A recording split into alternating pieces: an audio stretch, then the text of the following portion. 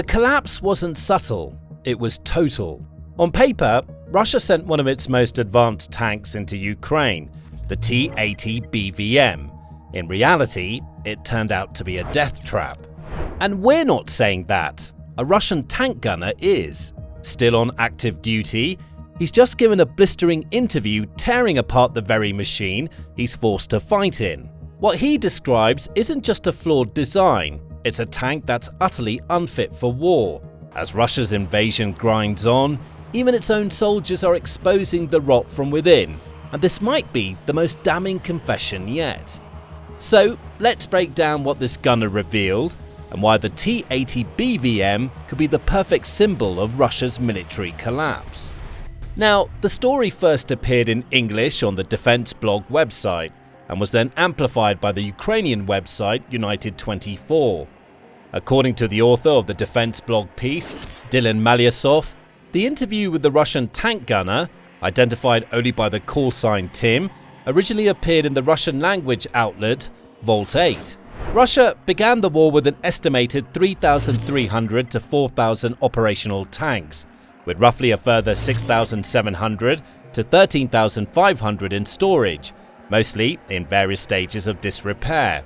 Estimates of its tank losses during the war vary quite dramatically, with independent analyst Oryx putting the total around 4,000, and the Ukrainian Ministry of Defense placing the figure around 3 times higher, at over 11,300. Those losses far exceed Russia's ability to replace them with brand new tanks. The only brand new tank that Russia is currently producing is the T-90M Prorыв, for which it has boosted output from an estimated 70 per annum to around 250 to 300 per year. That's still 3 to 4 times less than the number of tanks it's been losing in Ukraine. So, the Russians have been compelled to haul increasing numbers of older, Soviet-era tanks out of storage, where they were rusting away, and try to refurbish and modernize them so they can enter the fray. Russia is estimated to have refurbished and modernized in the region of 1,000 to 1,200 older tanks per year from 2021 through 2023, predominantly late Soviet-era T-72s and T-80s, but also even older T-62s and the Cold War-era T-55s. In 2024, they appear to have started running low on workable tanks to pull out of storage for refurbishment, and total production is estimated to have dropped to 600 to 900 for the year as a result. Projections suggest new T-90M production remains at 300 units annually, but total tank output, both new and refurbished, may decline to around 400 units due to dwindling usable reserves and industrial strain. Of these tank upgrades, the T-80 BVM is one of the Russian Army's latest and has been publicly promoted as a modern and combat-ready tank. However, according to Tim, the tank gunner, that's not an accurate description of how it actually performs at all. The original T-80, which first entered service in 1976, was designed to outperform existing Soviet tanks like the T-64 and the T-72, and to an extent, it succeeded. The T-64 and T-72 models served their purpose during the Cold War, but each came with trade-offs, mainly in terms of cost, weight, and engine reliability. Compared to these tanks, the inclusion of a turbine engine gave the T-80 unmatched acceleration and high-speed mobility, especially in cold climates where conventional diesel engines like the 5TD and V46 engines, used by the original T-64 and T-72 respectively, struggled. Over time, the family grew to include key variants such as the T-80B, T-80BV, and T-80U, a significantly upgraded version boasting enhanced composite armor, thermal imaging sights, and a more advanced fire control system. Ukraine took this T-80U design and swapped the gas turbine for a diesel engine to reduce cost and simplify logistics. The result, dubbed T-80UD, became the main version of the tank for export. After the Soviet Union collapsed, Russia progressively phased out the T-80UD due to its reliance on Ukrainian-made components and focused on its own upgrades, notably the T-80 BVM we're discussing. However, Ukraine embraced and modernized the design, and it became a cornerstone of its defense industry, both for domestic use and as an export cash cow. The T-80UD also served as the foundation for Ukraine's next-generation tanks, including the T-84 and the BM Oplot, which incorporate advanced features built onto the T-80UD platform. During the course of the war, thanks to parts from the large numbers of captured Russian T-80s, Ukraine has been able to maintain a fleet of T-80UDs, which continue to be upgraded as the war progresses. For their part, Russia stuck with the gas turbine engine in the main variant still being produced, although later variants of the T-80 UK Command version and T-80 BVM were upgraded from the GTD 1000T engine to the more powerful GTD 1250. The engine's 1,250 horsepower output enables it to reach speeds up to 43.5 miles per hour on roads, which is a decent clip for such a heavily armoured machine, even by today's standards. It's in the same ballpark as the US's M1A1 Abrams, British Challenger 2 and German Leopard 2A, which have top road speeds of 40 to 45, 37 and 45 miles per hour respectively. The gas turbine-driven propulsion system also made the T-80 particularly agile in cold and Arctic conditions, making it ideal for the frozen conditions in Siberia and Russia's other Arctic regions. In fact, to a great extent, the T-80 BVM was tailored precisely for these conditions, and not necessarily for the conditions in Ukraine, which are only icy for up to 3 months of the year. As we shall see shortly, the attempt to plug around holes with square pegs, so to speak, has contributed to their inefficiency in action in Ukraine.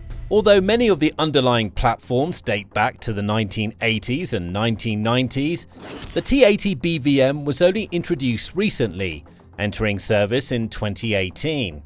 It houses a crew of 3, a commander, gunner and driver.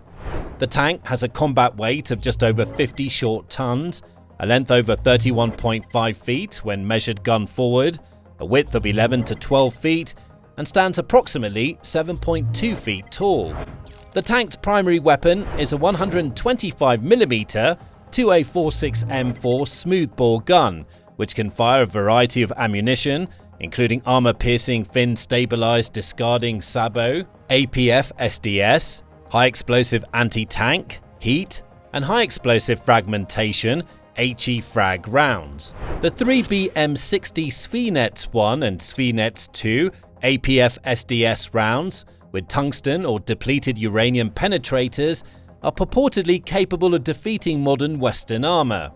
The gun is also capable of firing 9M119M reflex anti-tank guided missiles, which have a range of 3.1 miles and can engage armored vehicles or low-flying helicopters.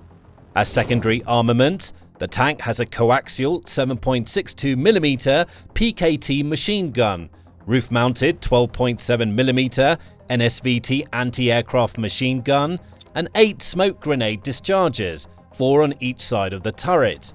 The T-80 BVM is also protected against nuclear, biological and chemical exposure, and features an updated fire control suite. In most cases, this includes the Sosna-U multi-channel sight, paired with modern thermal imaging for improved target acquisition in low light and adverse conditions. However, due to sanctions and component shortages, some T-80 BVMs have instead been fitted with a more basic 1PN96MT02 thermal sight, which offers reduced range compared to the intended Sosna-U. The new improved main gun and fire control systems are 2 of 4 main improvements made to the T-80 BVM compared to previous iterations. The third is modernized armor and protection. The T-80 BVM is equipped with relic explosive reactive armor on the hull front, turret and sides, which is claimed to provide better protection against tandem warhead anti-tank weapons and reduce penetration by APF SDS rounds by over 50%. There's also cage or slat armor on the rear of the hull and turret, and rubber side skirts with integrated armor plates, which reduce exposure to RPGs and drone-dropped munitions. As 2025 has progressed, it's become ever rarer to see any tanks, Russian or Ukrainian, in the wild without so-called cope cages, and the T-80 BVM is certainly no exception. These various contraptions and cages are attached to tanks to try and minimize the damage from the ubiquitous FPV kamikaze drones proliferating all across the front. Initially, both Russians and Ukrainians used temporary cages to safeguard tank turrets from top attack munitions, referred to as mangals or sheds. Russian engineers have since transformed these designs into intricate protective structures. In contrast to the previous sheet metal cages, Hedgehog armor is composed of steel cables that are densely wound around metal frames that are installed above and along the sides of tanks, resulting in the formation of layered protective shells. The cables are tensioned so they can serve as both a physical barrier and a method of entangling incoming drones. The impact of the warhead is diminished when the propellers of an FPV drone are damaged, or its body is confined before detonation when it collides with the cable mesh. These so-called Hedgehog tanks have been spotted in both T-80 BVM and T-72B3 varieties, and also include mine trawls and specialized electronic warfare or EW systems. The T-80 BVM variant is equipped with a TMT-K mine trawl, whereas the T-72B3 is equipped with a KMT-7 variety. The trawls are intended to safely activate anti-tank mines before the tank physically drives over them. So the tank is simultaneously shielded from below by the trawl, above by cable armor, and electronically by EW systems. However, these Hedgehog kits can result in an additional 1 or 2 tons added to the overall mass, which significantly impacts the vehicle's mobility, necessitating modifications to the engine output and suspension. On paper, the larger 1,250 horsepower engine, the fourth major upgrade from earlier variants, should give the T-80 BVM the power to absorb the extra weight and still deliver high performance. Theoretically, the tank has a cruising range of 310 miles using its internal fuel storage, which can be extended with additional fuel drums. It can cross trenches over 9 feet wide, ford water 6 feet deep, or up to 16.4 feet with special equipment such as a snorkel. In reality, however, according to Tim the tank gunner, the T-80 BVM is a nightmare to work with. It's something that looks quite good on paper, but the quality of execution is terrible. The bolts are made from soft alloy, they break instantly, and you're afraid to even tighten them. Moreover, he says that critical systems fail frequently. In particular, the hydraulics in the turret started leaking the moment the vehicle rolled off the trailer. You fix one leak and another appears. It goes on in a circle. These structural flaws mean the tank breaks down often, contributing to the high number of T-80 BVMs that have been destroyed or simply abandoned by their crews and later captured by Ukraine. By June 2025, open source intelligence project Oryx had recorded at least 225 such T-80 BVM tanks, with most of them succumbing to drone attacks. Conditions for the crew inside the tank, never the highest of priorities for Russian tank designers, also leave plenty to be desired. The crew compartment was described as very cramped, especially for the commander, due to additional thermal imaging equipment. Tim says, "The ergonomics are bad. These tanks are already tight inside, and the BVM is even tighter." However, if Tim had a scathing critique about the build and comfort of the T-80 BVM, he had a particularly bleak assessment of the tank's much vaunted engine. Russian state media present the turbine as quiet, quick starting, and flexible in fuel use. It's supposed to be capable of running on diesel, kerosene, gasoline, or a blend of them. Tim takes a sledgehammer to all 3 of these claims. As for its supposed quietness, "It's quiet only directly from the front of the tank," Tim said. "From the sides and from behind, it sounds like a jet fighter taking off." He also notes that in practice, crews do not use diesel. "Everyone runs it on kerosene. You cannot just fill it with diesel," he says. That's a problem because kerosene, like gasoline, is in much shorter supply than diesel in today's Russia. That's a result of Ukraine's ongoing debilitating strikes on Russia's oil refineries, which have compromised production of lighter fuels like gasoline and kerosene in Russia. Because the Russian army, like most, runs most of its mechanical equipment using diesel, the effects of these strikes have typically been felt by Russian civilians and businesses more than the military. For T-80 BVM tank crews, the inability to use diesel has no doubt complicated its use on the front lines. Moreover, despite its supposed great power, Tim gives a poor assessment of the engine's performance in mud. In our black soil, it doesn't move at all. It screams and whistles but barely crawls, while the T-72 drives through without a problem, he says. That has to be a complete nightmare for Russia in the Rasputitsa, or muddy season, which is what the Ukrainian fall is known as locally. The off-road conditions in the 3 months from roughly late September, early October to early December are about as difficult as it gets for any vehicle. Now imagine how charmed Russian frontline forces are that their giant main battle tank constantly gets stuck in the mud. With so many drones overhead waiting to pounce on any movement below, leaving a stuck tank can often be a death sentence for the crew in and of itself, let alone attempting to somehow pull the beast out of the mud. Tim lays out exactly how perilous this kind of situation can be, describing an incident when his unit came under mortar fire. When our group was spotted and they started shelling us, the T-72 started instantly and drove away. We, in the T-80 BVM, stood under fire waiting for the turbine to spool up. Tim also says that the tank's excessive fuel consumption and high maintenance demands create numerous challenging situations in frontline conditions. For example, if leaves or debris block the tank's air intake, the engine can shut down immediately. In the fields, forests and riverside ecosystems of eastern and southern Ukraine, those kinds of blockages are almost a given. Tim also says the tank requires constant draining of fuel filters after refueling, and that cold weather offers no real advantage. If the batteries are dead, the tank will not start. You cannot start it like a T-72, he says. He also criticised the Hedgehog modifications, specifically the heavy overhead grille armour and chain-based dread systems meant to counter drones. They may mean that it takes many times more drones to disable a tank, but they severely strain transmissions and turret drives. The load is very high, parts wear out much faster. If the structure is mounted to the turret drives burn out, he notes. As for the much lauded, at least by Russian media, advanced armor and protection, reality falls far short of the hype. Tim describes the supply of this dynamic protection as severely lacking. There's a complete shortage of proper explosive reactive armor. Some of the blocks that are installed are improvised and not equal to what was advertised, he says. The comments speak to the ongoing and growing issues in Russia's defense industries caused by sanctions and the economic pressures being imposed on the Russian economy.